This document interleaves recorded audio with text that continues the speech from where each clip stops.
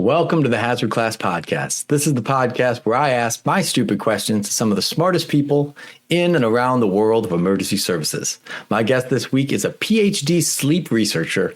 He specializes in human sleep optimization. He's been doing that for the better part of 30 years. He has a program titled Surviving Shift Work that can hopefully help me and you do a little bit better with a little bit less when it comes to sleep from work.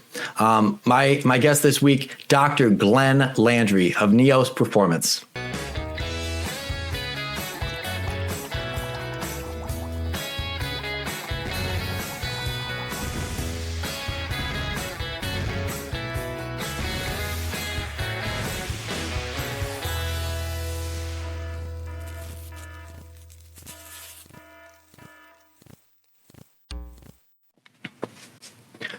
Thank you for joining me today, Dr. Glenn.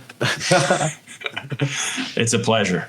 Yeah, I really am excited to pick your brain here. You have a lot of knowledge that I know I could benefit from, and I think the people that listen to this podcast are going to benefit from it too. So as is the format of the show, we start out each episode with hopefully my dumbest question of the day. We're going to spin the wheel of stupid questions, and we're going to see where it takes us.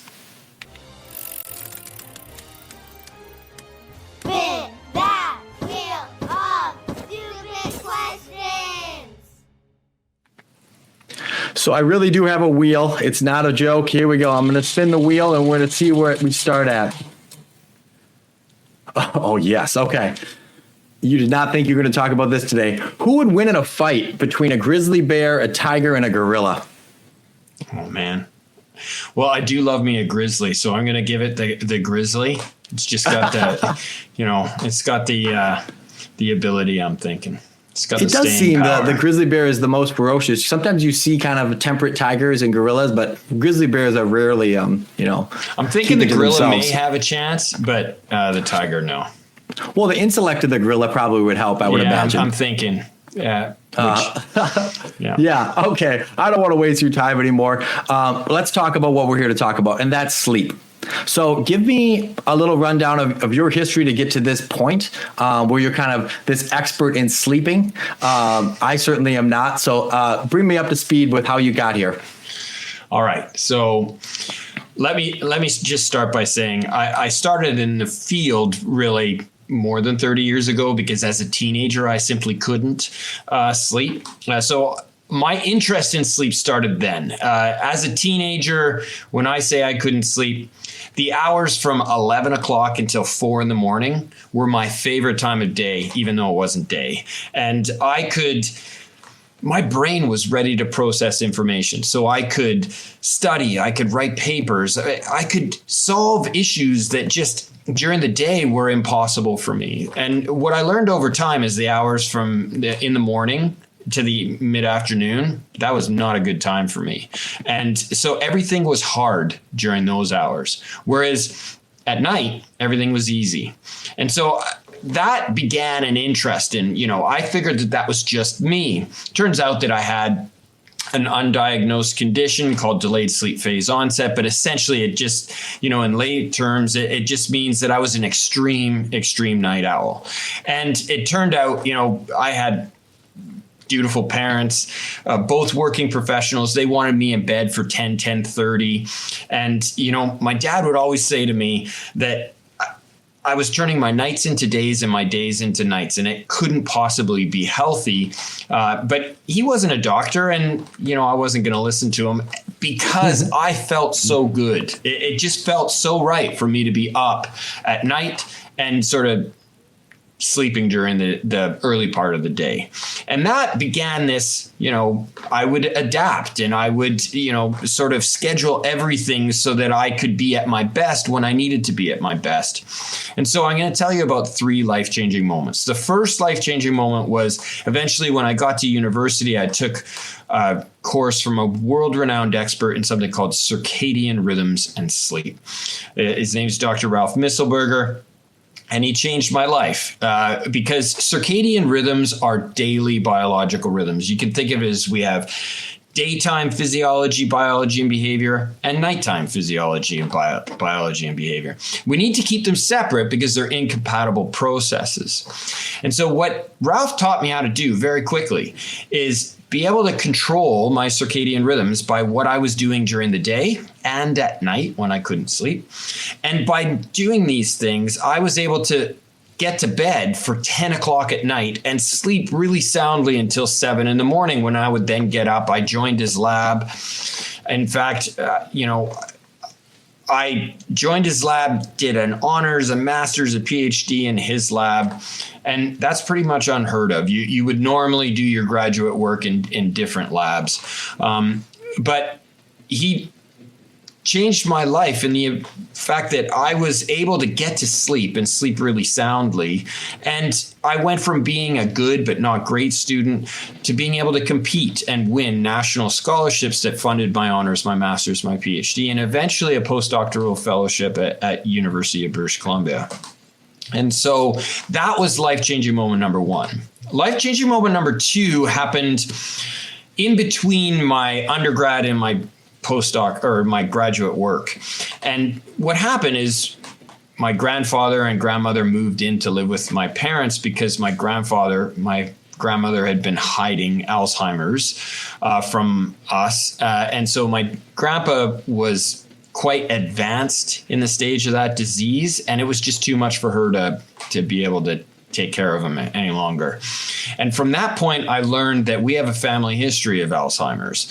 And in fact, we have a particularly nasty set of genes that predispose us in our family to obesity, type 2 diabetes, cardiovascular disease, and Alzheimer's. Essentially, what I will tell you is our brain's like an engine. It produces exhaust. Wakefulness is actually toxic, and it's producing this exhaust.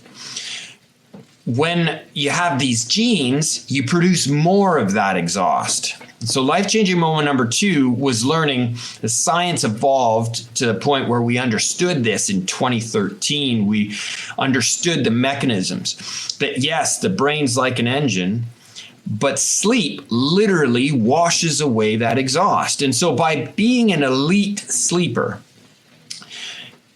I am able to overcome these nasty genes because, yes, I'm producing more exhaust, but I'm an elite sleeper and I'm washing away that excess exhaust. So that was life-changing moment number two, realizing that this thing that I, was a geek about sleep science, this thing that I had become so passionate about was actually really important for my long-term health and performance. So that was life-changing moment number two. Life-changing moment number three, after 20 plus years in the field studying circadian rhythms and sleep, thinking that I was going to spend my life in academia producing and publishing research and having an impact on the world that way. By the time 2014 rolled around, we knew enough to make a difference in people's lives. The gap that existed was not new science that was needed. The gap that existed was translating that science and getting it into the hands of people that needed it most, like first responders, firefighters, getting that science into their hands, but not just that, actually translating the science to their individual lived experience. Because the problem with a one-size-fits-all approach is that it doesn't fit. It doesn't work for people. And so then people will think, they'll try something, it doesn't work, and they think, I can't be that. Well, the truth is, you just didn't try it the right way. You've got to apply the science to your lived experience, and that's how you get the impact that we've managed to have with people. So that was really life-changing moment number three, was realizing, okay, I need to get out of this ivory tower. I've got to get out of academia and I've got to get into the communities and work with people. And that, to be honest with you, was a leap of faith. My mother had always told me, do what you love and you'll never have to work a day in your life. But what she didn't really explain is, you do have to find a way to get people to do to pay you to do what you love. And that's a real challenge, right? And so the leap of faith for me was leaving academia and deciding to become a sleep coach. And at the time that I did that, I remember my wife, when I explained that I was going to leave academia and become a sleep coach, she was like, honey, I married a doctor. And I was like, no, I'm still going to be a doctor. I'm just going to be in the community having an impact, and I'll be a sleep coach. And she was like, honey, is there even such a thing as a sleep coach? I've never heard of that before. And I said, well, no, but that's what I'm going to be. And we're going to change the world that way. So those are the life-changing moments that really have brought me to you today. I spent more than 20 years really studying the field, and then the last decade building out a business, and now Neos Performance, that's what we do. And Neos means new dawn. So new dawn performance is really what we're unleashing to the world here.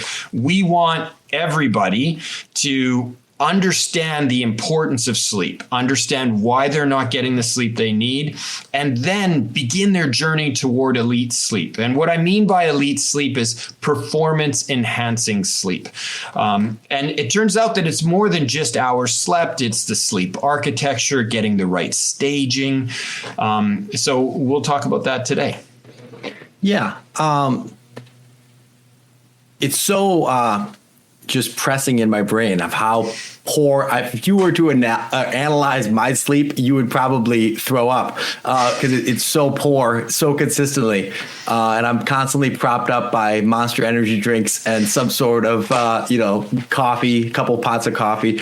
But so when you think about these early things you talked about with kind of like having a predisposition to being a night owl or other people that might have different preferences in their sleep patterns, is there one that's correct? And is every one of them fixable?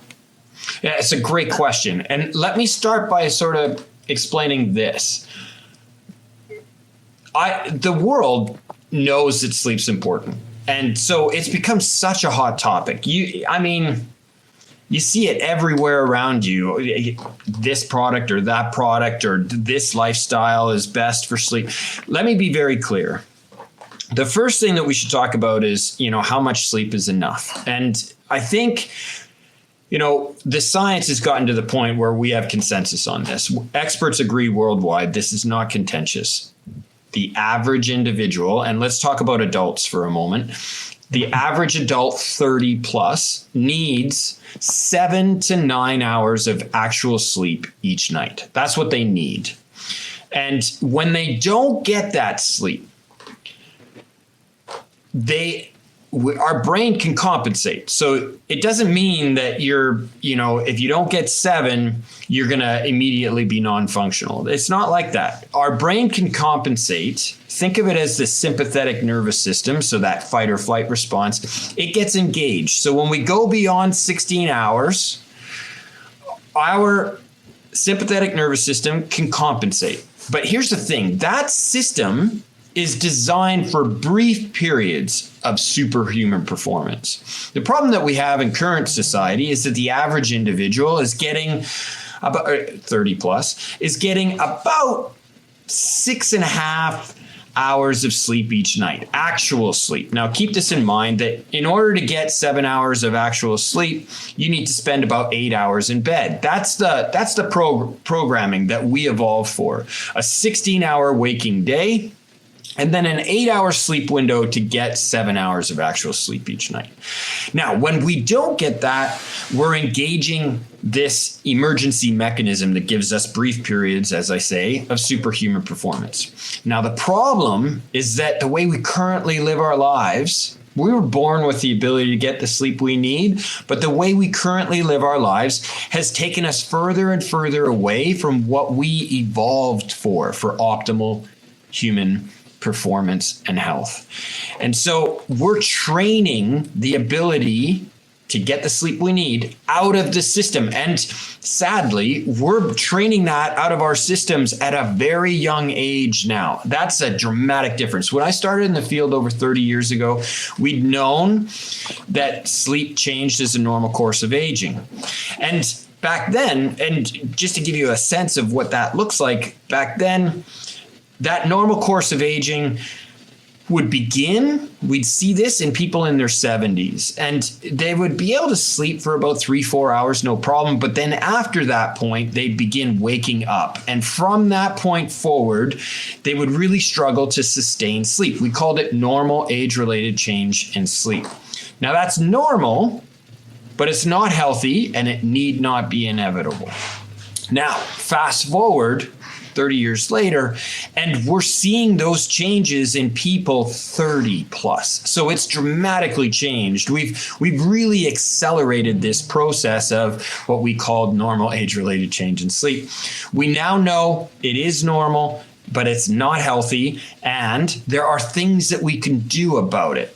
And the key thing, getting back to your question, is really understanding that our brain and our body must be ready for sleep at the time we've scheduled it. And the trouble that we're having right now is that sleep's the first thing we sacrifice to meet the growing demands of work, family, and social life balance. And what that means is that our sleep schedule's constantly changing to fit whatever the demands are. And that has a huge impact on circadian rhythms, daily biological rhythms. It's getting back to what I said about my father. He was absolutely right. He wasn't a doctor, but these things that were just obvious to him turned out to be true. You know, we all know what we need to do. We got to exercise, we got to eat right, we got to get lots of sleep. But what very few people understand is it's not just what you do that matters, it's when you do these things that matters as much or actually more. And so getting timing right is critical. There's a time and a place for everything. And so timing, again, is everything. We need to prepare our brain and body for the sleep window that we've scheduled. So with that, I feel like there's kind of this, I don't want to say hierarchy, but maybe the early birds seem to think that they're better than the night owls. For whatever reason, you could be awake the same amount of hours in a day, but if I start my day at 4 and you start your day at 11, you're lazy and I'm a hard worker. Doesn't matter how many hours in the day we spend working. What do you say to that? Yeah, so imagine how I feel about that, because I told you at the outset that I was this extreme night owl. And it wasn't until I learned how to take control of circadian rhythms that I was able to get to sleep for 10 and sleep until 7. There is this notion out there that the hours of sleep you get before midnight are the most important hours. And like any myth that propagates, it's based on, there's some truth to that. So the issue is that we need to be consistent about our sleep schedule. And I realize I'm, in the firefighter community, we've got 24-hour shifts and we've got all of these kinds of things that we have to navigate. Let me be clear. It is absolutely possible to anchor your circadian rhythms, work shifts, and still be able to get really healthy sleep. So that's what we have a program called Surviving Shift Work. It's online. Think Netflix for sleep health. It is all about teaching people how to navigate a shift work system and still be able to anchor their circadian rhythms so that they can get the healthy sleep that they need. So it is absolutely possible. And early birds are not better than night owls. In fact, one of the things, if you think back to what I was just saying about older adults, what we see as people get older is they go from being a tendency to being night owls to being early birds. And the thinking was that they just needed less sleep because they're doing less, they're not learning as much, and they're just nowhere near as active. And so they don't need as much sleep. And we now know that's patently false. And older adults still needs to get 7 to 9 hours of actual sleep to promote health. all that's happening when we shrink our sleep and we're not getting the sleep we need is we're really borrowing from the health and wellness of our retirement years, out years. We're accelerating aging when we don't get the sleep we need. So what's more important is to get the timing right. And if you are a night owl, it's absolutely possible to shift your circadian rhythms so that you can get a more natural sleep earlier and be able to function in the day. It's just about providing the right time cues so that you can anchor your circadian rhythms appropriately. An interesting point is that I happen to marry an early bird, and our dating lives in the beginning were really difficult because, I'm an extreme night owl and she was an early bird. And she'd be getting up to, teach a gym class in the morning. And I'd be getting up in the morning at a time when I was not ready to get up in the morning. But I'd drive her to her gym class and then we'd go for breakfast. I mean, that was love. And it's just one of those things where now when we work with people, I like to say that sleep is a team-based sport. Think of the family household, everybody in the house, and this is important for shift workers. We all have to be on the same team working together to promote sleep.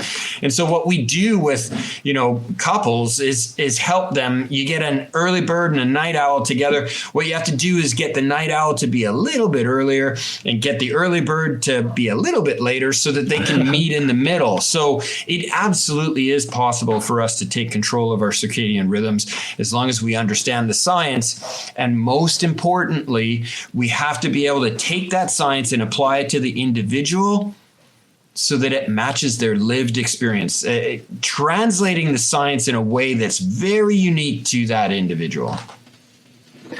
So when you think about that, managing shift work, obviously the vast majority of this audience is going to be people that work shift work. What are some of the things that you can think of, kind of rattle off the top of your head, that are like actual tangible tools that we can do to take back kind of control of the circadian rhythm? Yeah. So the biggest thing for a shift worker is that they have to work at night and they can't anchor to the night because they're going to be working shifts. So it's not like they could just permanently turn their nights into day and their day into nights. In fact, we see that people on permanent shifts actually aren't able to synchronize. Like the thinking way back used to be that it would be better to just have people on night shifts or day shifts. And we now know that's not true. And so I'm not going to be able to make it so simple that everybody's going to be able to listen to this podcast and solve the problem. Remember, it's about translating science to an individual's unique, specific needs. But in general terms, here are the things. What you have to do is anchor your circadian rhythm to stay day, because we evolved to be day active and nighttime sleepers. So we have to anchor our circadian rhythms so that we still have our physiology, our biology anchored to a day-night circadian rhythm. But when we're working those shifts, we're going to have to manage our light exposure, because light is a primary time cue that says this is day and this is night. So that's one of the primary time cues. And so for the person that's on the night shift, in the early part of the night, they need to blue block. And so if you're looking at the video here, this is a brightly lit screen, and this is what happens when we blue block. We take these orange lenses and we blue block, and you can see we can subtract the day cue, that is blue light, out by wearing those orange lenses. So in the beginning, we can stop that shifting by managing our light exposure. Now, everybody that's done shifts knows that the hours from, let's say, 2 a.m. for the average person, 2 a.m. to 6 a.m. is a real dangerous time. When we're talking about fatigue risk management, we really have to focus on 2 times of the 24-hour day. One is 2 a.m. to 6 a.m. That's when our brain is programmed to get REM sleep. And so the lights are on, but nobody's home. The brain will literally reboot during those times. And so we're not able, unless we've got got the adrenaline of, attending a scene or a call. That is a fatigue risk zone. And the other is about 12 hours opposite. It's that afternoon lull, let's say average 1 to 5 p.m. And so those two times are a period when our brain is actually programmed for sleep. We're programmed for a siesta, an afternoon nap, to bleed off excess sleep need that's accumulated over time. And so the key points here are managing your light exposure and then also managing your meal times. We're getting back to what we're programmed for. We're programmed for ingesting food and using the food that we eat. Unfortunately, what's happened in our society is that our meal times are more about social things rather than metabolic need now. And so it's become this thing where, anytime we're getting together, we're eating, we're drinking, we're enjoying each other's company. That's a reward signal, but it's not metabolic need. And the issue from a circadian rhythms perspective is helping people understand that adage, breakfast is the most important meal of the day. It was actually true. It was, again, based in, reality, that what we're programmed for is a big breakfast, medium lunch, and small dinner. Think of it as big breakfast in front of our most active period of the day. And then a small dinner right before, or not right before, but in the hours before we're intended to be getting our most sedentary part of the day. So now think of this from a shift worker's perspective. If we're on 24s, for example, we could anchor our meals and have a big breakfast and smallish dinner and still be anchored, even though sometimes we're working days and sometimes we're working nights. So you could anchor your light exposure and your meal times appropriately. As long as you understand those principles, managing light exposure and being able to manage fatigue risk management. We talked about that briefly, but I should say that you certainly wouldn't want to be wearing blue blockers at a time when, that 2 a.m. to 6 a.m., that period. At that time, you want to get bright light exposure unless, like if you've got to attend a scene for firefighters. But, the nice thing for firefighters, one of the smartest things we ever did is allowing them to have an environment where they could get sleep between calls if necessary. You should be trying to sleep on those night shifts. Now, the problem that we have is that call utilization rates have gone through the roof, so that a lot of, depending on which hall you're in, a lot of engines are out perpetually throughout the night on a number of medicals or the other issue is that if 2 a.m. to 6 a.m. is a fatigue risk management zone, that's also when cars are running into each other or running off the road. So you've got these other factors, but the general principles are stay day, anchor to the day in terms of your circadian rhythms, even though you're working these shifts. And again, we have a training program, think Netflix for sleep health, but it's called Surviving Shift Work, and it provides everything somebody needs to know about circadian rhythms and sleep in order to work shifts and still be at their very best in terms of performance and health. So you kind of touched on it a little bit, this idea of like sleep debt. So like, is this a real concept, or is this some sort of like phony concept that's not anchored in any reality? Oh, no, it's absolutely a reality. So let's put it this way. Getting back to the brain's like an engine, it's producing exhaust. That exhaust builds from the front of the brain and moves its way back. And if you get a 16-hour waking day and then an 8-hour sleep window to get 7 hours of actual sleep, it literally washes away that exhaust. You begin the next day with a well-washed brain and body. Your performance is going to be much, much better. Now, we've already mentioned that the way we currently live our lives, very few people are getting at least 7 hours of actual sleep. In fact, the epidemiological studies have shown worldwide that we have a silent pandemic happening where the average person worldwide is getting less than 7 hours of actual sleep and closer to about 6.5 hours of actual sleep. So think about that. That's a 30-minute debt that they're accumulating night after night after night. Really, if we just expand that a little bit and we say, we know this from the science, that if you go 3 successive nights with 6 hours of sleep instead of 7 hours of actual sleep, that is the equivalent of pulling 1 all-nighter. So every 3 short duration sleeps is adding to this long-term debt. And what happens for a lot of people is that they will build up this debt and then try to pay it off on their days off. So, and let me be clear, we're all shift workers. That way we currently live our lives, sleep's the first thing we sacrifice. And so we're all shift workers. What's happening is that you see this, Monday to Friday routine for many people, and then they try to pay off that debt on the weekend. And you can recover sleep. So it is possible to pay off some of that sleep debt after you've, been burning the midnight oil, if you will. But the thing is, you don't get it all back. So this is an important question you haven't asked, but it's on the same line of thinking.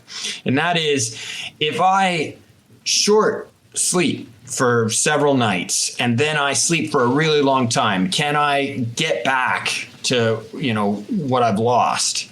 And I think it's important for everyone to understand these principles. You can get back some, but not all. Let me put it to you this way. We work with elite athletes, and there used to be this notion that practice makes perfect. And then biomechanics came in and they said, it's not really practice, it's perfect practice that makes perfect. And what I would say is that isn't the full story either, because it's actually sleep to prepare the brain and body for new learning.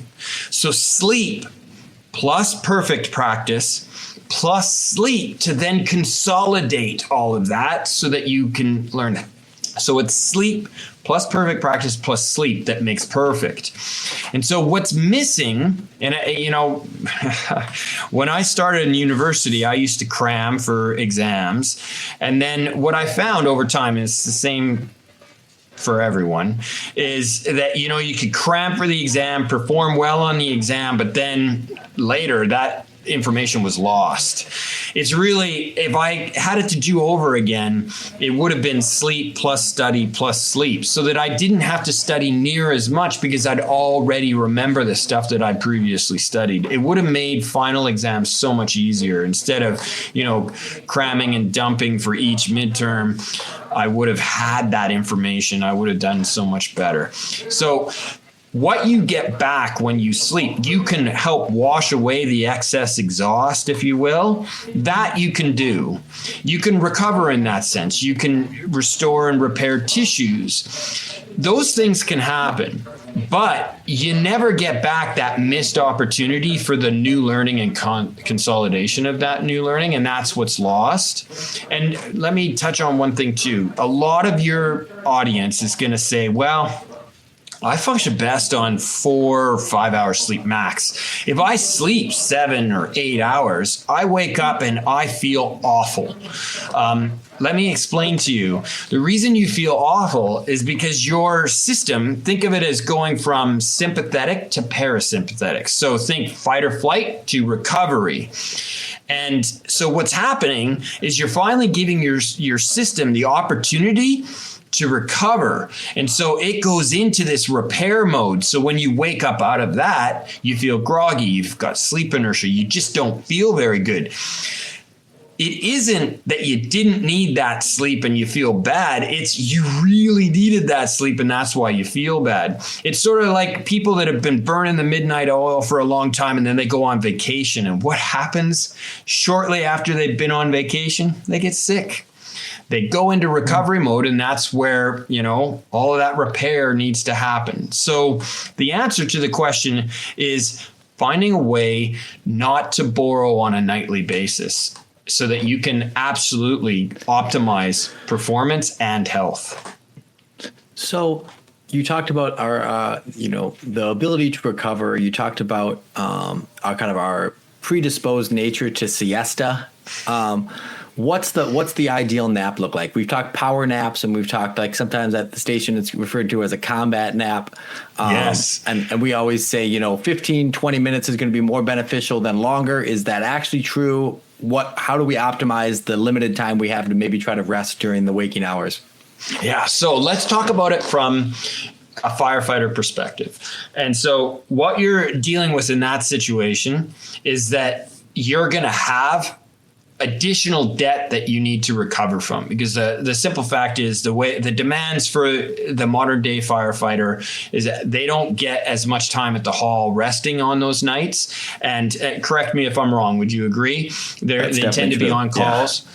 Yeah. Yes. So the issue, what I would say is, I want you to think about it in terms of day versus night, and what should be happening during the day and what should be happening at night. So when you think about it this way, napping strategies at nighttime, you should nap whenever possible during the night, because that's a time when the brain and body is supposed to be sleeping. So think about anchor. And so during those nights, when you get an opportunity to just bleed off a little bit of sleep need, it's huge. It's going to make a difference, because as you're extending, you're going more than the 16 hours sustained waking. As you're extending, every opportunity to nap, even if it's for 10, 15 minutes, is going to give you a little bit greater access to unimpaired performance. The only way to truly manage fatigue risk is to sleep. And so any opportunity to sleep at night is a good opportunity to sleep, and you should be trying to sleep for as long as possible. Now, there is this notion that, oh man, you don't want to sleep too long because then you're going to get into deep sleep or REM. And if you do, and then we get a call, you're going to have sleep inertia. Let me be clear about this.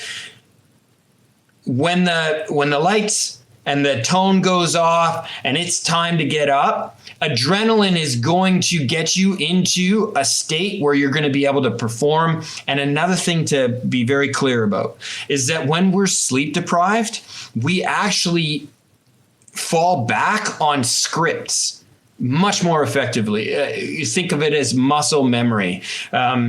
We're able to do the routine tasks very effectively when we're sleep deprived. This is why the medical community, if you want to talk about people that were raised in my ability to wear sleep deprivation as a badge of honor, that I can perform even though I've been up for 36 hours and I can get the job done.